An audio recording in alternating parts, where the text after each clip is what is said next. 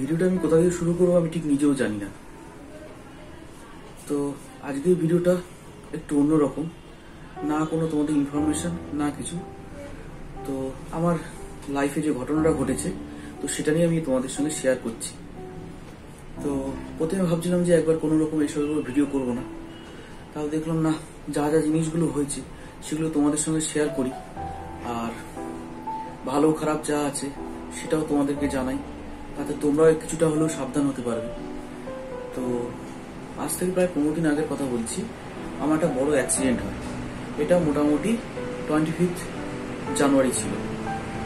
তো সকালবেলা as usual যেরকম আমি অফিসের জন্য রেডি হয়ে বেরিয়ে পড়েছি, আর সেদিনটা খুবই মোটামুটি একদম কুয়াশা ছিল, ফগি ওয়েদার ছিল। তোমাদের ভিডিওতে আমি দেখিয়ে দিচ্ছি, এটা দেখলেও বুঝতে পারবে কিরকম ছিল কুয়াশা। মোটামুটি 15 থেকে 20 ফিট ডিস্টেন্সে তুমি কিছু দেখতে পাবে না, এরকম ছিল। তো যাই হোক, সকালবেলা এরকম 9:30-10টার সময় হবে, আমি ডানলপের ওখান দিয়ে ক্রস করছিলাম। তো ডানলপের ওইখানেই আমার অ্যাকচুয়াল অ্যাক্সিডেন্টটা হয়। অ্যাক্সিডেন্টটা হয়েছিল অ্যাকচুয়ালি ওখানে তো বেলঘড়িয়া এক্সপ্রেসওয়ে, আর গাড়ি মোটামুটি ফুল স্পিডেই ছোটে। তো না হলেও মোটামুটি 50-60 গাড়ির মোটামুটি একটা স্পিড থাকে, তার নিচে ওটা চলে না। তো আমারও ওরকম গাড়ির স্পিড ছিল। আর রাস্তায় মাঝে মাঝে হয় কি, মোটামুটি মাটি ধুলো কাদা জমে থাকে বলে ওরা রাস্তা ক্লিন করে। তো একটা পোর্শন ওরা ব্লক করে দিয়ে ওরা ওই স্টপ লাগিয়ে দেয়, দিয়ে ওরা কি রাস্তা ক্লিন করে। আমি রাইট সাইডে লেন ধরে যাচ্ছিলাম, রাইট সাইডটাই ওরা ব্লক করেছিল। তো প্রবলেমটা হয়েছিল কি, প্রথম যে গাড়িটা ছিল সেটা মোস্ট প্রবলি একটা অ্যাম্বাসাডার ছিল, ইয়েলো কালারের ট্যাক্সি। তো সে যে কোনো কারণেই হোক অ্যালুপ করে গেছে, দেখেনি জিনিসটা। হঠাৎ করে সামনে যখন দেখেছে স্টপ লাগানো, সাডেন ব্রেক মেরে দিয়েছে। তো সাডেন ব্রেক মারাতে সেই যে দাঁড়িয়েছে প্যানিক ব্রেকে, পেছনে একটা ছিল মারুতির মোস্ট প্রবাবলি তো ইকো ছিল, ভ্যান যেগুলো হয় আর কি। তো সেটাও কি সঙ্গে সঙ্গে ওকে আর কি ঠুকে দেয়। তো তার পেছনে আমি ছিলাম, আমিও তো জিনিসটা বুঝতে পারিনি। ব্রেক করলে ওই জায়গায় যেহেতু ধুলো ময়লা ছিল, তো এবিএস খুব ভালোভাবে কাজ করেনি, আমিও গিয়ে একদম মোটামুটি ওকে পেছনে ঠুকে দিই। তো ঠুকে দেওয়াতেও আমি মোটামুটি স্টেবল ছিলাম, ওই জায়গায় দুপাশে পা ফেলে দাঁড়িয়ে গেছিলাম। কিন্তু তার মধ্যে আবার আমার পেছনে এসে একটা বাইক, সেও আর কি মানে কন্ট্রোল না করতে পারে আমাকে পেছনে এসে ঠুকে দেয়। সেই অবস্থায় আমি পড়ে যাই লেফট সাইডে, আর লেফট সাইড লেন দিয়েও পরপর সব গাড়ি ছুটছিল। কপাল ভালো যে আমাকে কোনো গাড়ি মানে একদম উপর দিয়ে বেরিয়ে যায়নি। তো যাই হোক, সেই অবস্থায় গাড়ি নিয়ে আমি পড়ে গেছি। তো সাইডে গিয়ে তারপরে একটু কোনো রকমে বসলাম। তো দেখি তারপর হাত ফাত সব কেটে গেছে, হাতে প্রচন্ড যন্ত্রণা হচ্ছিল আমার। এইসব জায়গাগুলো পুরো একদম কালশিটে পড়ে গেছিল, একদম মানে বিচ্ছিরি অবস্থা, প্রচন্ড যন্ত্রণা। গ্লাভসটা আমি খুলে ফেললাম, এতর মধ্যে হাত ভেঙে গেছে, এত যন্ত্রণা হচ্ছে। তো গ্লাভস থাকার জন্য আমার সেরকম ভাবে কিছু হয়নি। পাও আমার প্রচন্ড ফুলে গেছিল, প্রপার প্রোটেকশন ছিল। তো পাটাও এতটা ফুলে গেছিল, আমি হচ্ছে পাটাও বোধহয় ভেঙে গেছে। তো যাই হোক, ওখান থেকে ওরা আমাকে ধরে মোটামুটি গাড়িটা সোজা করে দিল। আমি নিয়ে ইমিডিয়েট অফিসে আমি কল করে দিলাম। অফিস কলিগরা প্রচন্ড হেল্পফুল। আমি ওখান থেকে বেশি দূর না, দক্ষিণেশ্বর, ডানলপ থেকে দক্ষিণেশ্বর একটুখানি, আমার অফিসটা ওই 5-7 মিনিট লাগবে। তো গাড়িটাকে তুলে হ্যান্ডেলটাকে একটু সোজা করে কোনো রকমের চালিয়ে আমি অফিসে পৌঁছে যাই। ইতিমধ্যে আমার পায়ের যন্ত্রণা তো হচ্ছিল, হাতের যন্ত্রণাও হচ্ছিল, কিন্তু আমি বুঝতে পারছি আমার লোয়ার অ্যাবডোমেন দিয়ে প্রচন্ড পেন হচ্ছে। অ্যাকচুয়াল প্রবলেমটা আমার হয়েছিল, যে চাপটা লেগেছিল সেটা হচ্ছে আমার হচ্ছে পোর্শনে স্ক্রোটামে চাপ লেগে গেছিল। তো আমার মানে যেহেতু ওই যে পেট্রোল ট্যাঙ্কটা আছে, আমি হঠাৎ করে যে ব্রেক মেরেছি, সামনের দিকে মোশনে এগিয়ে গিয়ে না আমার নিচের পোর্শনটাতে চাপ লেগে গেছে।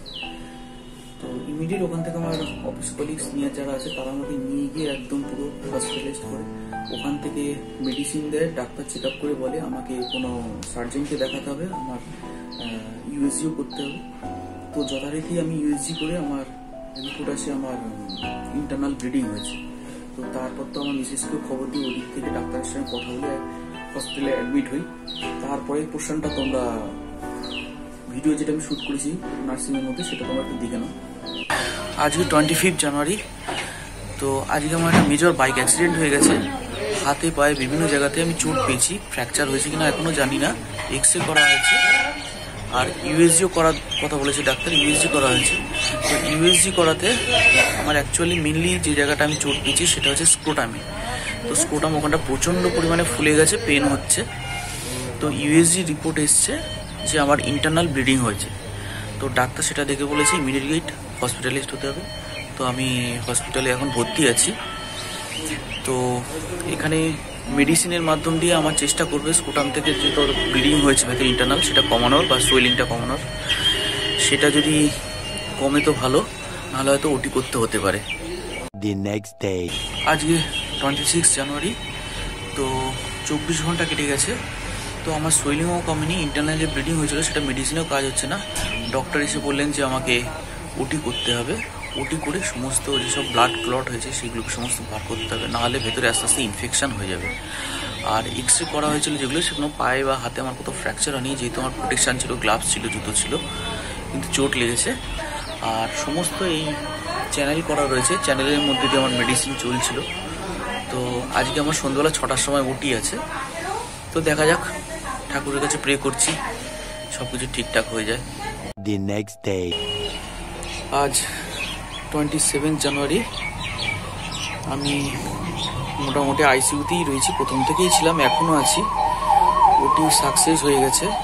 আমার ওখান থেকে সমস্ত যেসব ব্লাড ক্লট করেছিল সেগুলো সব বার করে দিয়েছে। আমি এখন অনেকটা সুস্থ আছি। এখন জানি না কতদিন এখানে কি থাকতে হবে। ডক্টর এসে বললেন যে মেডিসিন দিয়ে, চ্যানেলের মাধ্যম দিয়ে, সমস্ত মেডিসিন দিয়ে যতটা ইনফেকশনটা আমার কমানো যায় আর ব্লিডিং হওয়াটা বন্ধ করা যায়, তো সেটা চলবে। এখানে যেহেতু আমি আইসিইউতে রয়েছি, কোনো ফোন অ্যালাউ নেই, তো এখন পেয়েছি বলে তোমাদেরকে এটা ভিডিও শ্যুট করে নিয়েছি। জানি না পরে কতটা কীভাবে কি সুস্থ হবো, পরেরটা বাদ বাকি তোমাদের সঙ্গে পরে জানাবো, ঠিক আছে। আজ 31 জানুয়ারি, আজকে আমার মোটামুটি এখান থেকে রিলিজ হয়ে যাচ্ছি।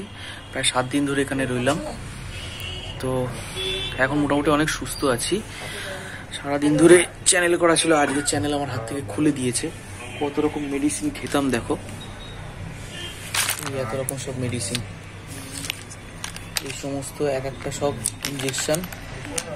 এই এক একটা না হলেও 350 টাকা করে দাম আছে, এক একটা কস্টলি। এগুলো বাই চ্যানেল আমাকে এখানে স্যালাইনের মাধ্যম দিয়ে আমাকে দেওয়া হতো প্রচুর, অন্তত এইরকম শিশি না হলেও 30-40টা আমার শরীরে দেওয়া হয়েছে। এই এত রকম মেডিসিন, এই আইসিইউ, এখানে পরপর বেড, সব এদের সঙ্গে গল্প করে সময় কাটাতাম।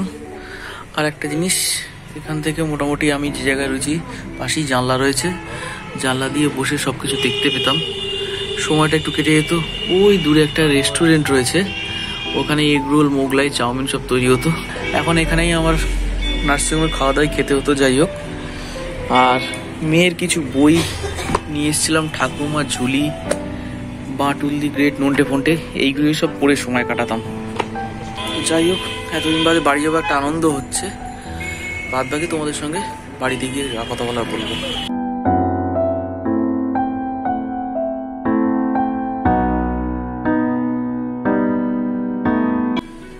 তো আমি মোটামুটি এখনই 15 দিন পরের ঘটনা আর কি বলছি। তো আমার অপারেশন হওয়ার 7 দিন পরে গিয়ে আমি স্টিচ কাটিয়ে এসেছি। অ্যাকচুয়ালি আমার ওখানে 5টা স্টিচ করেছিল, তো স্টিচ কাটিয়ে এসেছি। আর আমার যখন অপারেশন হয়েছিল, আমার যে অ্যানাস্থেসিয়া করা হয়েছিল, 10 ml ইনজেক্ট করতে হয়, তো সেখানে আমার কাজ হয়নি। 20 ml আমাকে ইনজেক্ট করেছে, তাতেও আমার কাজ করেনি, কারণ অ্যাকচুয়ালি ডাক্তারের কাছ থেকে পরে যেতে শোনো আমার নার্ভগুলো সমস্ত সব ড্যামেজ হয়ে গেছিল, যার জন্য কোনো কিছু আমার অ্যানাস্থেসিয়া কাজ করেনি। মানে ওই অবস্থাতে আমাকে ওটি করেছে, এবং ডাক্তার নিজে বুঝতে পারছেন, মানে ওটি করার সময় আর কি আমাকে হাতটা বাঁধার চেষ্টা করছিলেন। আমি বললাম যে দরকার নেই, আমি যতটা পারবো আমি বলবো, অসুবিধা হলে। তো আমার চোখের উপরে এখন মোটামুটি টাওয়েল দিয়ে দিল। আর মোটামুটি আমার যে প্রবলেমটা ছিল সেটা হচ্ছে, ওই অবস্থায় যে ওটি করবে, ওই জায়গা তোমরা বুঝতেছো সেন্সিটিভ জায়গা, হালকা টাচ করলেই প্রবলেম হয়।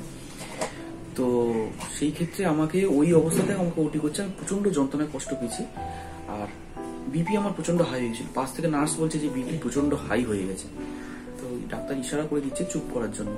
তো সেই অবস্থাকে আমাকে যাতে একটুখানি মাইন্ডটাকে ডাইভার্ট করার জন্য, আপনি কতদূর রাইড করেছেন, ম্যাক্সিমাম একদিনে কতদূর গেছেন, আপনি তো বাইক রাইড করেন, কোন কোন জায়গায় গেছেন, আমার মেয়ে কত বড়, কোন ক্লাসে পড়ে, এইসব করে আমাকে মাইন্ডটাকে ডাইভার্ট করার আস্তে আস্তে চেষ্টা করছি। তো যাই হোক, অপারেশন হয়েছে। তো 5টা স্টিচ পড়েছিল। অ্যাকচুয়ালি ডক্টর যিনি যে সার্জন ছিলেন, উনি খুব ভালো, বিহেভিয়ারও খুব ভালো।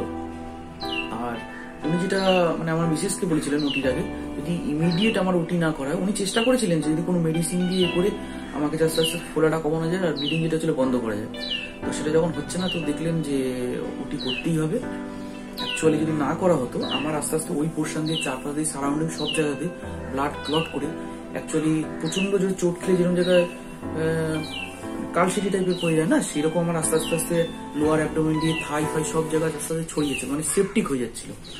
তো উনি বললেন এই মুহূর্তে যদি ওটি না করা হয় তো সেপটিসেমিয়া হয়ে যাবে, এবং সঙ্গে সঙ্গে মানে আপনি পেশেন্টকে দেখে ওপর থেকে কিছু বুঝতে পারেন, ভেতর ভেতরে ইন্টারনালি মানে সেপটিসেমিয়া হয়ে একদম পুরো মাল্টি অর্গান ফেলিওর হওয়ার চান্স রয়েছে। তো সেই ক্ষেত্রে অপারেশনটা করা হলো। আর আমার ওয়াইফ যে আছে, তো একাই ডিসিশন নিয়েছে, একাই সব দৌড়ঝাঁপ করবে, করার মতো কেউ নেই। প্রচুর লোকজন, আমার আত্মীয় স্বজন রিলেটিভ যারা ছিল সবাই ছিল, এবং প্রচন্ড মনে জোর দিয়েছে অন্তরাকে সবকিছু ব্যাপারে এইসবেতে। আর যাই হোক, তো ভগবানের কৃপায় আমি এখন সুস্থই ফিরে এসেছি। তোমাদেরকে একটা জিনিস যেটা বলবো সেটা হচ্ছে, মোটামুটি যদি এরকম ওয়েদার থাকে, ফগি ওয়েদার থাকে, ভিজিবিলিটি কম থাকে, একটু চেষ্টা করে খুব সাবধানে চালানোর, আর ডিস্টেন্স গ্যাপটাকে মেনটেন করে চালাবে। আমার যে প্রবলেমগুলো হয়েছে আমি সেগুলো করে তোমাদের সঙ্গে আলোচনা করে, যাতে তোমাদের নেক্সট টাইম ওই ভুলগুলো না হয় আমার মতো, সেইটাই তোমরা চেষ্টা করবে। আর এখন তো মোটামুটি একটু সুস্থ আছি, বাড়িতেই রয়েছি রেস্টে। ডাক্তার বলেছেন যে আরো কটা দিন রেস্ট নিয়ে তারপর আস্তে আস্তে অফিস যাতায়াত। তবে এই মুহূর্তে আমি বাইক রাইড করতে পারবো না, আরো কিছুদিন রেস্ট নিতে হবে। আর হ্যাঁ, বাইকটা আমার ওখানে অফিসেই রয়েছে। বাইকটা আমি অ্যাকচুয়ালি এতে খবর দিয়েছি হোন্ডা সার্ভিস সেন্টারে, ওরা বলেছে যে পিক আপ করে নেবে, ওদের পিক আপ ড্রপের সিস্টেম আছে। ওটা নিয়ে গেলে তারপর গাড়ি কতটা কি ক্ষতি হয়েছে না হয়েছে সেই বুঝে আমার গাড়িটাকে ঠিক করতে হবে। মেজর যদি কিছু হয়ে থাকে, এক্সপেন্স অনেক হিউজ হয়, তাহলে আমি ইন্স্যুরেন্স ক্লেম করব। তো যাই হোক, আমার মনে হয় না গাড়ির সেরকম একটা কোনো ক্ষতি হয়েছে। তো আমি আর বেশি কিছু বলতে চাইছি না, তোমরা একটু সাবধানে চালিও। যারা বাইক লাভার্স, মানে খুব প্যাশনেট যে এই বাইক চালাতে ভালোবাসো, অবশ্যই চালাবে, কিন্তু আফটার অল সবকিছুর পিছনে একটা মাথায় রেখো, সবারই ফ্যামিলি রয়েছে। সেই ফ্যামিলি কিন্তু তোমার আমার মুখের দিকে তাকিয়ে বসে আছে। তো সাবধানে চালিও, সেফ ড্রাইভ আর সেফ লাইফ। তো আমি আর বেশি কিছু বলতে চাই না, ভালো থেকো, তোমরা সবাই সুস্থ থেকো, আর কামনা করে আমি আস্তে আস্তে সুস্থ হয়ে উঠি। ঠিক আছে, চলো টাটা, বাই।